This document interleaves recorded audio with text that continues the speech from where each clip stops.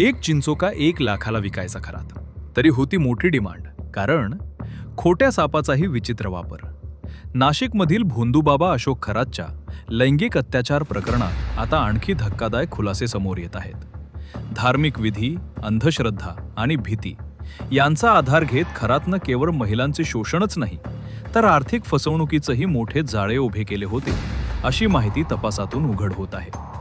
आधी तुर्कीवरून आणलेलं मध हे कामोत्तेजक आणि शक्तिवर्धक असल्याचा दावा करून 1 किलो मध 9 लाख रुपयांना विकल्याची माहिती समोर आल्यानंतर आता खरातनं चिंचोक्यांच्या माध्यमातूनही भक्तांना लाखोचा गंडा घातल्याचं समोर आलं आहे.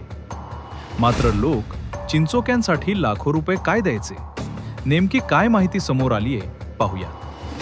1 लाख रुपयांचा एक चिंचोका, पण का? अशोक खरात प्रकरणामध्ये तपासात समोर आलेल्या माहितीनुसार बाजारात 100 रुपये किलोनं मिळणारे साधे चिंचोके दैवी शक्तीचे असल्याचे सांगत खरात ते लाखो रुपयांना विकत होता.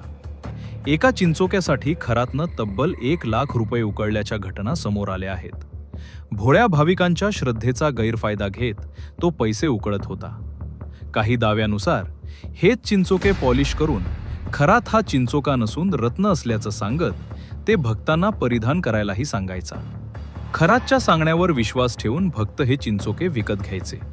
नकली सापच्या मदतीनं फसवणूक याहूनही गंभीर बाब म्हणजे नकली साप आणि वाघाच्या कातडीचा वापर करून तो लोकांमध्ये दहशत निर्माण करत असे.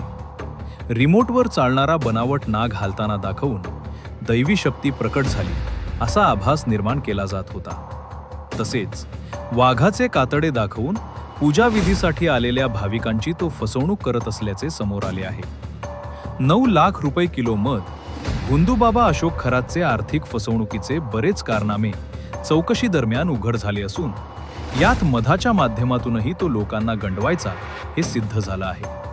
खरातनं तुर्की मधाच्या नावाखाली अनेक उद्योजक आणि राजकीय नेत्यांची फसवणूक केली आहे. तुर्कीवरून आणलेलं मध विशेष असून ते कामोत्तेजक आणि शक्तिवर्धक असल्याचा दावा करत खरातनं अनेक उद्योजक आणि राजकीय नेत्यांना महागड्या दरानं मधाची विक्री केली.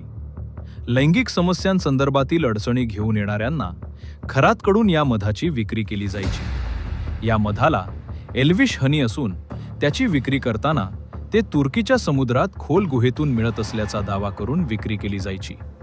1 किलो मधाची बाटली खरात तब्बल 9 लाख रुपयांना विकायचा. एवढ्या महागड्या दरानं मध विक्री करून आलेली रक्कम त्याच्या ट्रस्टच्या नावे घेत ब्लॅक मनी वाईट केल्याचं तपासात समोर आल्याची माहिती समोर आली आहे. अशाच नवनवीन बातम्या बघण्यासाठी आजच आपल्या व्हायरल विषय YouTube चॅनलला सबस्क्राईब करायला विसरू नका.